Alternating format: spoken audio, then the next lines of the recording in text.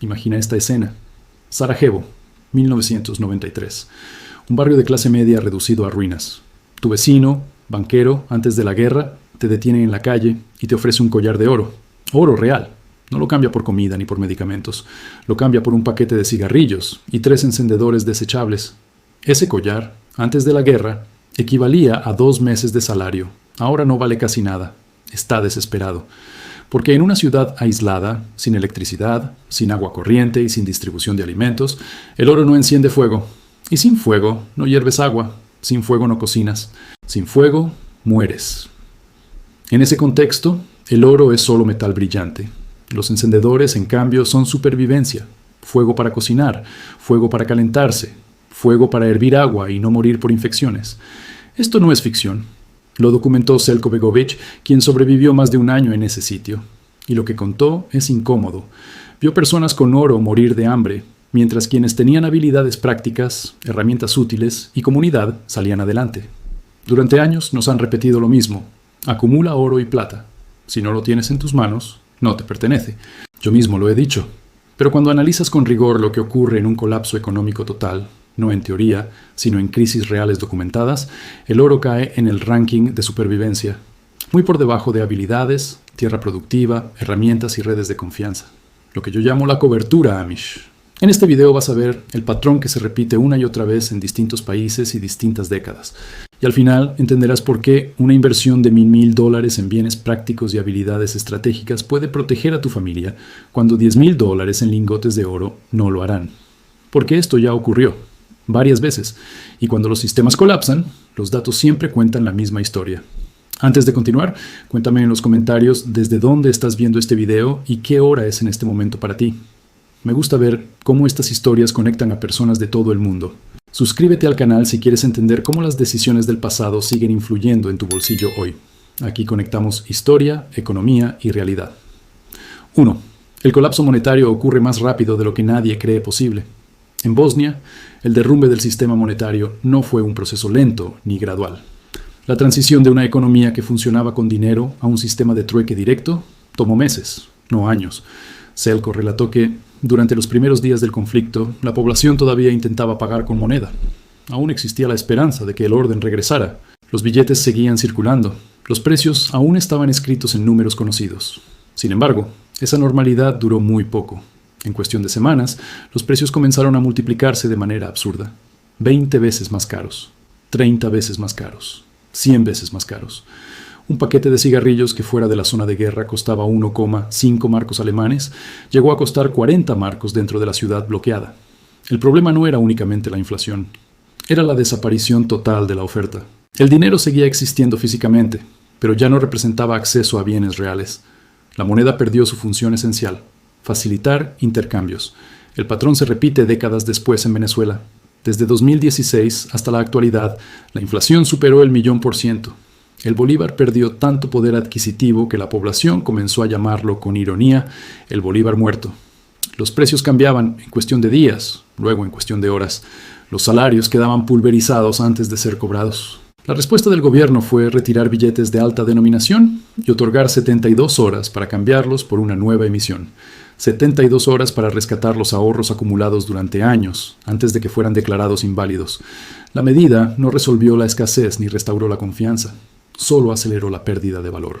Argentina atravesó un proceso diferente en forma, pero similar en fondo, entre 1998 y 2002. La economía se contrajo un 28%. Más de la mitad de la población cayó por debajo de la línea de pobreza. Quienes mantenían sus ahorros en pesos vieron cómo el poder adquisitivo se evaporaba. Restricciones bancarias, congelamiento de depósitos y devaluaciones sucesivas erosionaron la confianza en el sistema financiero. El mismo patrón emergió con claridad. Pérdida de confianza, caída del valor de la moneda, empobrecimiento acelerado y ruptura del tejido económico. En todos los casos, la velocidad fue el factor decisivo. La población siempre cree que habrá tiempo para reaccionar. La historia demuestra que el margen suele medirse en semanas. 2. Cuando la moneda falla, las economías vuelven al trueque y solo importa la utilidad. Cuando el dinero deja de cumplir su función, la economía retrocede a su forma más básica. El intercambio directo de bienes útiles. En Venezuela, esta dinámica ya es visible. En una playa llamada Patánamo, Pescadores intercambian su captura diaria por arroz, plátanos y bananas que personas de pueblos cercanos transportan caminando. Uno de ellos lo explicó con crudeza. El dinero no compra nada, por lo tanto es preferible recibir comida directamente y entregar pescado a cambio. La transacción deja de ser financiera y vuelve a ser práctica. El mismo fenómeno ocurre en el interior del país. Agricultores recorren cientos de kilómetros hasta Caracas cargando 200 bananas, 30 kilos de ñame, 30 kilos de yuca y 40 kilos de limón. El objetivo no es vender por dinero, sino canjear esos productos por harina, arroz o pasta.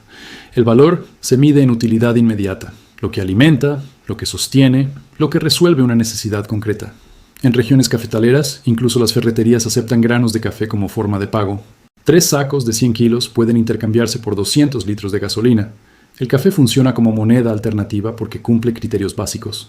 Es estandarizado, es demandado, tiene valor de uso y puede almacenarse durante cierto tiempo. La moneda oficial pierde credibilidad. El bien tangible la reemplaza. Este proceso puede describirse como una reversión económica. Las sociedades modernas, altamente bancarizadas y digitalizadas, retroceden a esquemas de trueque propios de economías preindustriales cuando la moneda colapsa. En ese entorno, la utilidad domina por completo. Un objeto vale por lo que permite hacer hoy, no por su valor teórico acumulado. El oro, en ese escenario inmediato, pierde prioridad.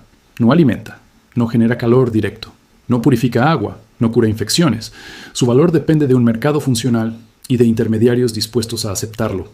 En cambio, quien puede cultivar alimentos, reparar una bomba de agua, instalar un generador, almacenar antibióticos o mantener insumos de higiene, tiene poder real dentro de la comunidad.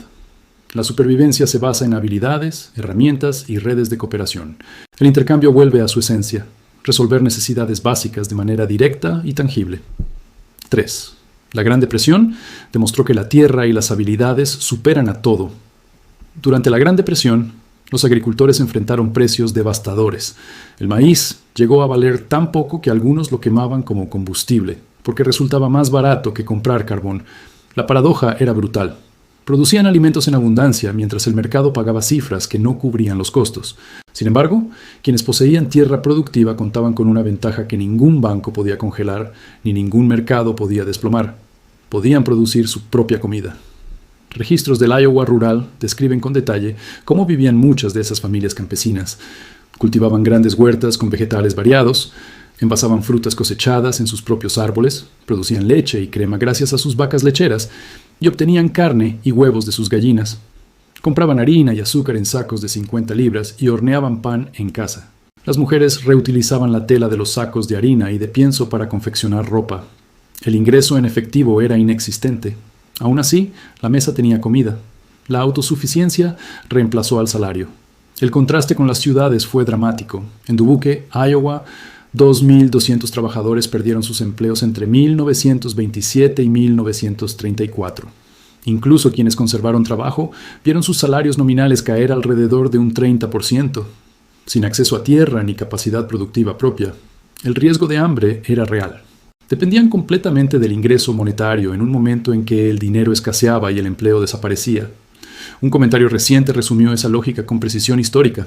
Un abuelo sobrevivió a la Gran Depresión porque tenía una pequeña granja de 4 acres y conocimientos de carpintería y pintura. No poseía oro ni grandes ahorros. Poseía tierra y habilidades. Eso le permitió intercambiar trabajo por bienes, reparar estructuras, mantener su vivienda y generar alimentos. La combinación de producción directa y destrezas prácticas se convirtió en un sistema de protección mucho más sólido que cualquier reserva financiera. La evidencia se amplifica durante la Segunda Guerra Mundial con los llamados Huertos de la Victoria. En 1943 se plantaron más de 20 millones de huertos en todo el país. Produjeron aproximadamente 4,5 millones de toneladas de alimentos, cerca del 40% del suministro total de vegetales. 2/3 de esos huertos estaban en pueblos, ciudades y zonas suburbanas. Para 1944, más de la mitad de quienes cultivaban declaraban hacerlo por necesidad económica, no por patriotismo. La producción doméstica dejó de ser simbólica y se volvió esencial. El mecanismo detrás de todo esto es simple y medible. La tierra agrícola genera valor bajo múltiples formas. Produce alimentos directos, puede arrendarse, puede intercambiarse, puede sostener ganado. Su utilidad no depende exclusivamente de un mercado financiero activo. Los datos recientes lo confirman. Durante la crisis financiera de 2008 a 2009, La tierra agrícola aumentó alrededor de un 17%, mientras el índice S&P 500 cayó cerca de un 46%. Entre 2000 y 2009, el S&P 500 registró retornos negativos en 28 trimestres distintos. En 26 de esos 28 trimestres en que las acciones cayeron, la tierra agrícola mostró retornos positivos. La conclusión no es romántica, es estructural. La tierra productiva y las habilidades prácticas funcionan como un sistema de resiliencia. No se trata de especulación ni de esperar apreciación de precio. Se trata de mantener capacidad productiva cuando el resto del sistema se contrae. En cada gran crisis, ese patrón vuelve a aparecer con la misma claridad. 4. Las habilidades se convirtieron en capital de supervivencia, y la lista es específica. Durante la Gran Depresión, la supervivencia adoptó una forma concreta. Las estrategias que permitieron sostener hogares no eran abstractas ni financieras, eran productivas. La gente pescaba y vendía pescado fresco en mercados locales, preparaba dulces caseros y los ofrecía puerta a puerta, cultivaba frutas en pequeños terrenos y las intercambiaba o vendía directamente. Se instalaban puestos de comida en esquinas concurridas. Algunos paleaban nieve en invierno a cambio de unas monedas o de alimentos. Otros tejían y vendían cestas, cosían colchas, remendaban ropa usada y prolongaban su vida útil. Lavaban ventanas, fundían manteca, faenaban animales y conservaban alimentos en frascos para venderlos más adelante. Cada actividad tenía algo en común. Transformaba materia prima en valor tangible, alimentos listos para consumir, ropa reparada, refugio mejorado, energía conservada. El ingreso no provenía de una nómina estable, sino de la capacidad de producir algo que otro necesitara en ese momento. Las habilidades más demandadas respondían a necesidades humanas básicas: producción y conservación de alimentos, producción, ajuste y reparación de ropa, mejoras y mantenimiento del hogar, atención médica, reparación mecánica. En un entorno donde el dinero escaseaba o perdía valor, la utilidad inmediata se convertía en moneda. Quien sabía faenar un animal podía ofrecer carne fresca o procesada. Quien dominaba el ahumado o el envasado extendía la duración de los alimentos y los hacía intercambiables. Esas destrezas generaban ingresos incluso cuando los bancos estaban cerrados y el crédito desaparecía. La capacidad productiva residía en la persona, no en el sistema financiero. Profesionales de la salud mantuvieron actividad durante toda la depresión. Médicos, enfermeros y dentistas siguieron atendiendo pacientes. La población encontraba maneras de pagarles: bienes, trabajo, alimentos, servicios. La atención médica conservaba valor porque resolvía un problema esencial. El medio de pago variaba, la necesidad permanecía. Existe un punto que suele ignorarse cuando se debate sobre activos tradicionales como el oro. Un carpintero habilidoso constituye un activo productivo que no puede ser confiscado ni almacenado en una caja fuerte. Su valor se activa cada vez que alguien necesita una puerta reparada, un techo reforzado o un mueble construido. La habilidad vive en la persona y puede desplegarse bajo cualquier sistema económico. El oro, en cambio, permanece inmóvil. Puede preservar valor en ciertos contextos, pero no produce alimento, no repara estructuras, no genera calor, ni resuelve necesidades inmediatas. En tiempos de estabilidad, las habilidades parecen secundarias frente al capital financiero. En tiempos de crisis, se convierten en capital de supervivencia. 5. El testimonio de Selko revela qué se intercambiaba realmente en el colapso total. Cuando la moneda dejó de funcionar como medio de intercambio, el mercado no desapareció, se transformó. Ciertos artículos comenzaron a concentrar el valor real dentro de la ciudad aislada. El dinero perdió poder, la utilidad lo reemplazó. Las municiones se volvieron extremadamente valiosas. Servían para cazar y para defenderse. En un entorno donde el orden había colapsado, la seguridad personal determinaba la supervivencia. Sin embargo, Selko advertía sobre el riesgo de comerciarlas sin criterio. Vender munición implicaba fortalecer potencialmente a alguien que podría usarla en tu contra al día siguiente. En un colapso real, cada transacción tiene consecuencias de seguridad. El comercio ya no es solo económico, es estratégico. Los artículos de higiene alcanzaron precios impensables antes de la guerra. El cloro podía purificar cientos de litros de agua potable, reduciendo el riesgo de infecciones. Su valor práctico lo convertía en un bien superior a muchos objetos considerados valiosos en tiempos normales. Jabones, pasta dental y productos de higiene femenina se intercambiaban a precios elevados. Una barra de jabón que antes costaba 50 centavos podía cambiarse por una docena de huevos durante el sitio. La razón era simple. La higiene prevenía enfermedades en un entorno donde el acceso a atención médica era limitado o inexistente. Los medicamentos se convirtieron en bienes críticos. Antibióticos, analgésicos, materiales de primeros auxilios. Muchas muertes ocurrieron por infecciones tratables en condiciones normales. La ausencia de suministros básicos transformó dolencias menores en amenazas fatales. Quien poseía medicamentos tenía capacidad de negociación y, más importante aún, una ventaja directa para preservar la vida. Aquí aparece una recomendación que desafía la intuición. Selko afirmaba que preferiría tener 1000 encendedores Beck antes que un generador eléctrico.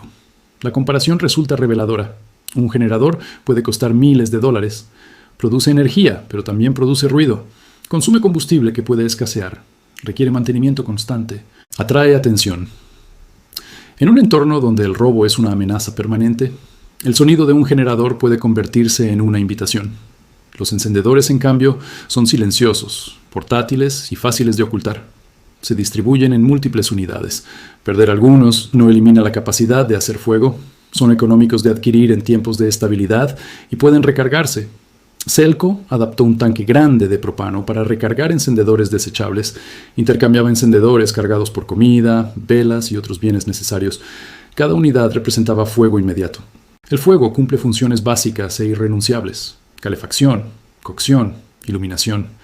En un entorno de colapso, estas funciones determinan la supervivencia diaria. Un encendedor pequeño puede activar esas 3 necesidades fundamentales. Su valor radica en su capacidad de resolver problemas concretos de manera inmediata. El contraste más impactante aparece con los metales preciosos. Durante la crisis activa, el oro y las joyas tuvieron escaso valor práctico. Según Selko, algunos señores de la guerra aceptaban metales preciosos a cambio de una lata de sopa. Sabían que esos metales recuperarían valor cuando regresara la estabilidad. Mientras tanto, para quien necesitaba comida o medicinas en ese momento, el oro no resolvía la urgencia. Era una reserva potencial para el futuro, pero inútil frente a la necesidad inmediata. El mercado en un colapso total no premia la apariencia de valor, premia la capacidad de resolver necesidades esenciales hoy. 6. Venezuela ofrece prueba en tiempo real. Esto no pertenece únicamente a los libros de historia. El colapso venezolano muestra, en tiempo presente, cómo una economía moderna puede retroceder décadas en cuestión de pocos años. Una mujer, llamada Kayla Oval, cultiva berenjenas, tomates y maracuyá en el patio de su casa, con un objetivo específico: intercambiar esos alimentos por pasta, azúcar, leche o arroz. Su producción no está orientada al mercado formal ni a obtener bolívares. Está diseñada para el trueque. Ella misma ha señalado que esta forma de vida se parece a la de su familia a comienzos del siglo XX. La crisis no solo destruye el poder adquisitivo, altera la estructura económica completa y devuelve a la sociedad a esquemas premodernos. En la playa de Patanamo, un pescador explicó su realidad con una franqueza contundente. Lleva casi 2 años sin ir al centro de la ciudad. La razón es simple: el dinero que podría ganar no alcanza para comprar ropa básica. Trabajar por salario dejó de tener sentido cuando la moneda perdió capacidad de compra. En su lugar, intercambia pescado por alimentos y bienes esenciales. La economía formal se vuelve irrelevante cuando la moneda ya no cumple su función. El incentivo cambia por completo. Si el ingreso monetario no permite adquirir bienes reales, la población reorganiza su esfuerzo hacia actividades que produzcan valor directo. La prioridad deja de ser acumular billetes y pasa a ser asegurar comida, medicinas y productos esenciales. El colapso no elimina el intercambio, lo redirige hacia la utilidad tangible. Zimbabue ofrece otro ejemplo revelador. Durante su crisis hiperinflacionaria, el mercado negro de medicamentos creció de manera explosiva. Antibióticos que en economías estables cuestan pocos dólares comenzaron a venderse a precios muy superiores a su valor original. Una dosis de amoxicilina podía equivaler a semanas completas de salario. El precio reflejaba escasez y necesidad urgente. En un entorno donde los hospitales carecían de suministros, quien tenía acceso a antibióticos básicos poseía un activo crítico. El contraste con los metales preciosos es evidente. Medio kilo de plata puede representar ahorro acumulado, pero no trata una herida infectada. No reduce una fiebre. No desinfecta agua. Un frasco de antibióticos, en cambio, puede marcar la diferencia entre recuperación y muerte. Vendas, analgésicos y antisépticos ocupan poco espacio, tienen bajo costo relativo en tiempos normales y adquieren un valor desproporcionado cuando el sistema sanitario colapsa. Estos casos demuestran un patrón constante. Cuando la moneda pierde credibilidad y el salario deja de garantizar acceso a bienes esenciales, la economía gira hacia la producción directa y el intercambio de utilidad inmediata. El valor deja de ser abstracto, se vuelve biológico, físico y urgente. En ese entorno, los activos verdaderamente valiosos son aquellos que sostienen la vida día a día. 7. Las redes comunitarias son el activo ignorado que determina quién sobrevive. La investigación científica demuestra que la vida social no es un lujo emocional, sino un factor que influye directamente en la supervivencia humana. Un metaanálisis que reunió 148 estudios con más de 308.000 participantes encontró que las personas con relaciones sociales más sólidas tenían un 50% más de probabilidad de sobrevivir que aquellas con vínculos débiles. Esa magnitud de efecto es comparable a dejar de fumar y supera muchos factores de riesgo de mortalidad ampliamente reconocidos. La historia de Selko refuerza este principio en un contexto extremo. En la ciudad bajo asedio, casi todos los intercambios se hacían en arreglos privados después de obtener información sobre quién tenía algo que necesitabas. La mejor situación era si ya conocías a esa persona antes de la guerra, porque la confianza previa se convertía en una forma de garantía económica y de seguridad. Las relaciones basadas en la confianza funcionaban como infraestructura económica cuando los sistemas formales colapsaban. Este efecto no es anecdótico. Las relaciones sólidas disminuyen el estrés crónico, mejoran la función inmunológica y promueven comportamientos saludables, lo que influye directamente en la probabilidad de supervivencia. La dinámica comunitaria se hizo evidente en distintas crisis. En Venezuela, comunidades enteras se organizaron de forma informal para compartir alimentos y crear redes de trueque que ayudaron a distribuir recursos escasos, mucho más eficazmente que los esfuerzos individuales. Las estructuras de apoyo vecinal, grupos locales y redes de ayuda mutua funcionaron como sistemas de resiliencia económica, mitigando la escasez y estabilizando el acceso a bienes esenciales. En Bosnia, los grupos se organizaron en torno a líderes de confianza para gestionar la seguridad, asignar recursos y coordinar estrategias de supervivencia. La eficacia de estas redes no dependía de manuales ni estrategias aisladas, sino de la confianza acumulada con el tiempo y de la cooperación sostenida cuando la crisis empujó a cada individuo a su límite. Esto tiene implicaciones profundas para cualquier preparación contemporánea. Construir relaciones con los vecinos, participar activamente en organizaciones comunitarias y cultivar redes basadas en la confianza debería tener tanta prioridad como acumular suministros. Cuando los sistemas formales se colapsan, los vínculos que se han establecido antes se convierten en los pilares de la supervivencia. En otras palabras, el capital social, la red de relaciones, apoyo mutuo y cooperación es una clase de activo que la mayoría pasa por alto, pero que determina quién tiene una probabilidad real de atravesar las peores crisis económicas o sociales. 8. El análisis comparativo destruye la pretensión del oro como cobertura frente al colapso. El problema fundamental del oro aparece con claridad cuando se observa un colapso total como el de Bosnia. En el momento más agudo de la crisis, cuando el sistema económico dejó de funcionar, el oro perdió relevancia práctica. No generaba ingresos, no resolvía necesidades inmediatas, no producía alimento, ni calor, ni atención médica. Su valor dependía exclusivamente de que otra persona estuviera dispuesta a aceptarlo a cambio de algo útil. Y en medio de la urgencia, lo que la gente buscaba eran bienes funcionales. La comida alimenta. Las herramientas permiten producir, reparar y construir. Las habilidades generan servicios que pueden intercambiarse, incluso cuando la moneda desaparece. El oro, en cambio, es inerte. Su utilidad no es directa. Solo conserva valor si existe un mercado estable que lo reconozca como reserva. Cuando el mercado se fragmenta y la prioridad es sobrevivir al día siguiente, esa condición deja de cumplirse. En las fases iniciales del colapso, cuando la población está desesperada por alimentos, medicamentos, combustible y agua potable, el oro rara vez ocupa el primer lugar en las prioridades de intercambio. La urgencia desplaza la especulación. Más adelante, si la sociedad logra estabilizarse en un nuevo equilibrio económico, los metales preciosos pueden recuperar valor como reserva. Sin embargo, quien atravesó la etapa crítica con oro pero sin activos productivos, habrá pasado meses o años sin capacidad de generar recursos reales. El contraste se vuelve aún más evidente cuando se analizan los datos comparativos. Entre 1992 y 2020, la volatilidad promedio de la tierra agrícola fue de aproximadamente 6,84%. Esa cifra es menos de la mitad de la volatilidad del índice S&P 500, que rondó el 16,9% en el mismo periodo. También fue inferior a la volatilidad del oro, que se situó alrededor del 14,8%. La tierra agrícola mostró mayor estabilidad relativa frente a los ciclos financieros.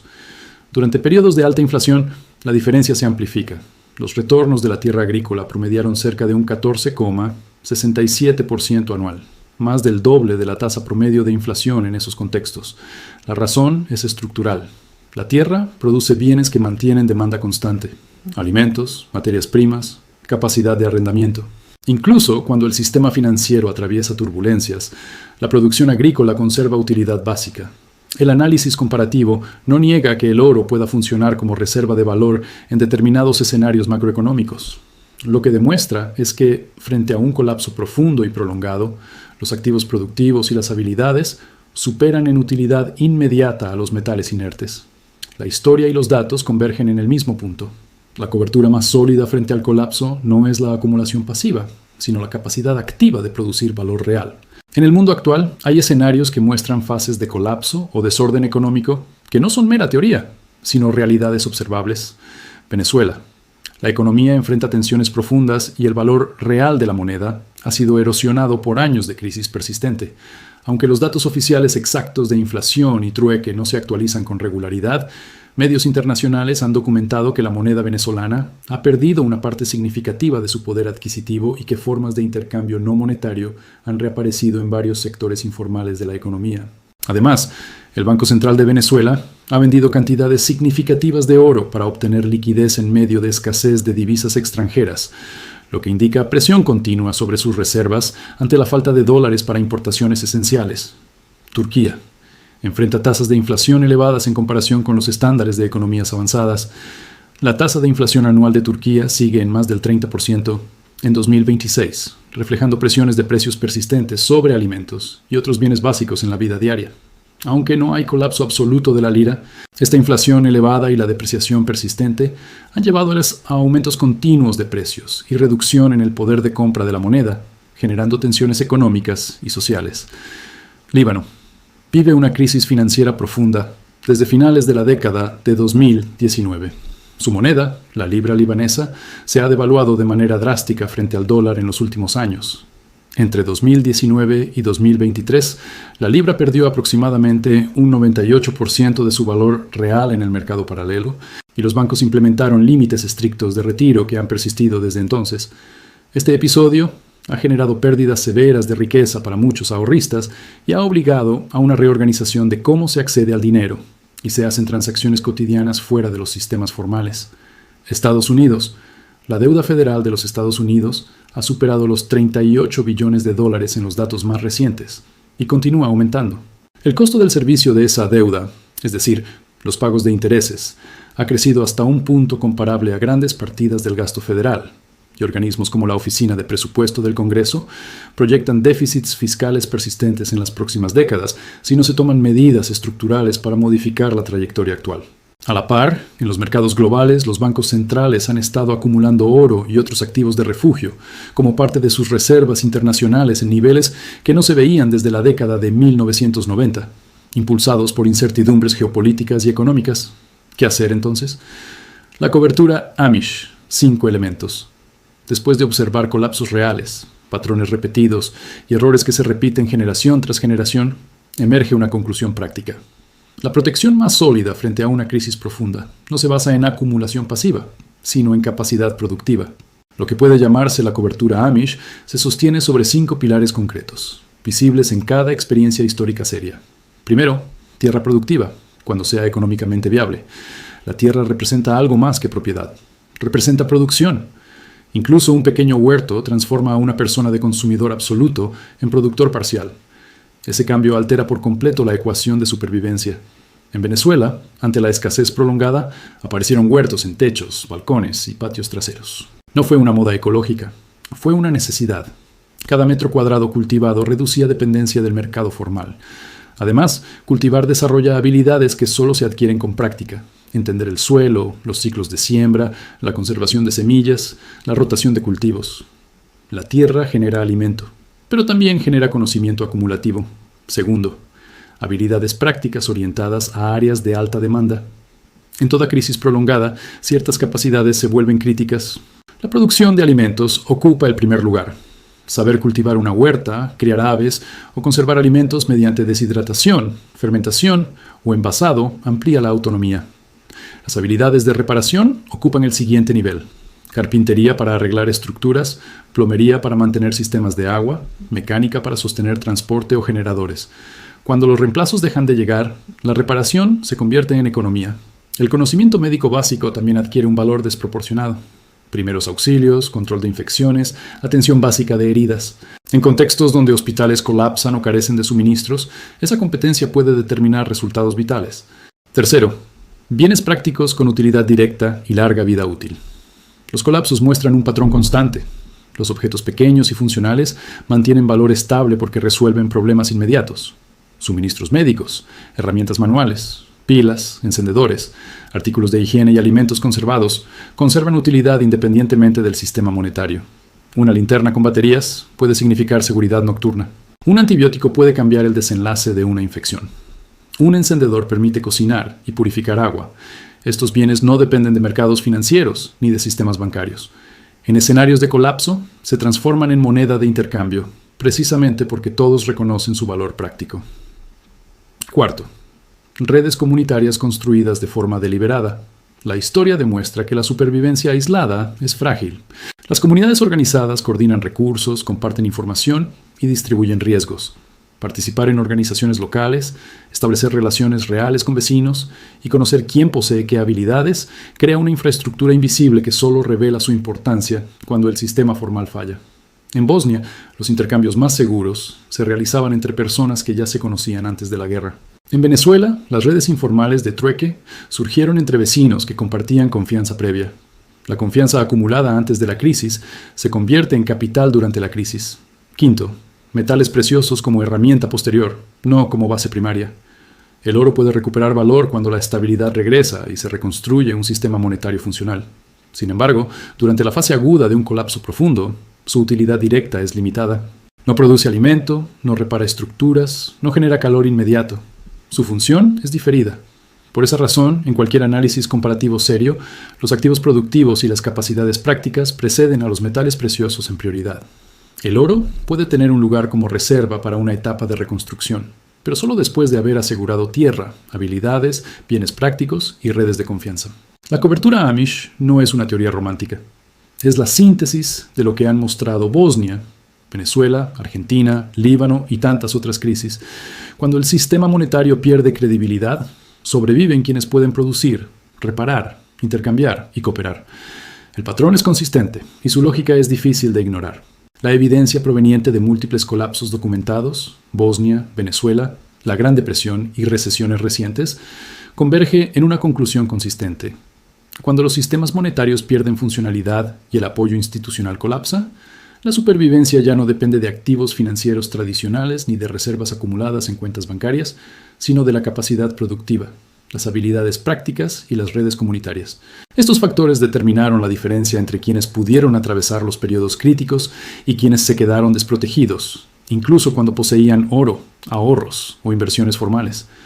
La historia de Bosnia, por ejemplo, muestra cómo una ciudad entera, tras meses bajo asedio, vio desaparecer el rol funcional del dinero como medio de intercambio, lo que obligó a las personas a usar bienes y servicios tangibles para sobrevivir. Experiencias similares evidencian cómo, en situaciones de colapso profundo, la economía regresa a formas primitivas de intercambio, donde la utilidad directa prevalece sobre todo lo demás. Esto coincide con lo que se observó en la crisis económica venezolana, considerada una de las más severas fuera de un contexto de guerra moderna, con hiperinflación y escasez de bienes esenciales que llevaron a mucha gente a mecanismos de trueque o a depender de bienes concretos para asegurar su subsistencia.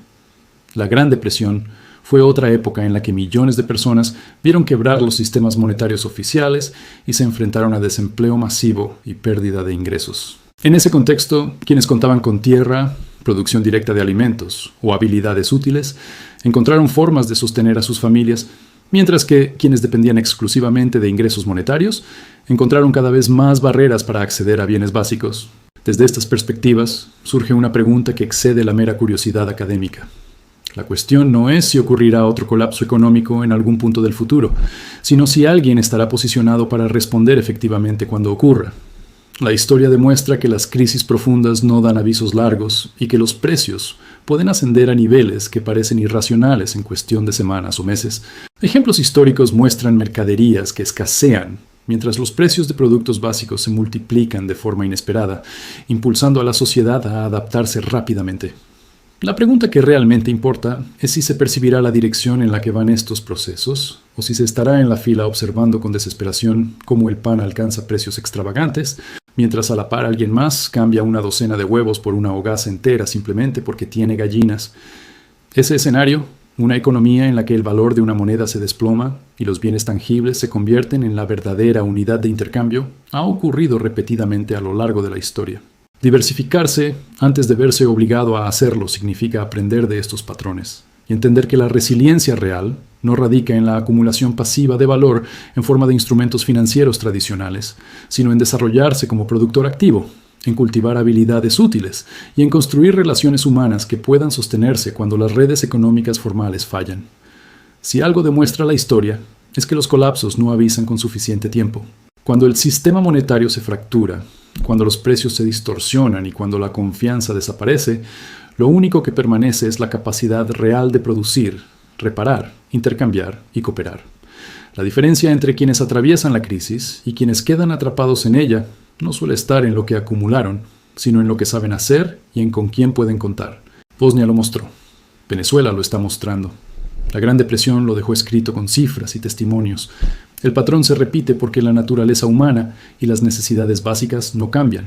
Cambian los nombres de las monedas, cambian los gobiernos, cambian los discursos. Lo que no cambia es que, cuando todo se reduce a lo esencial, sobreviven quienes pueden generar valor tangible.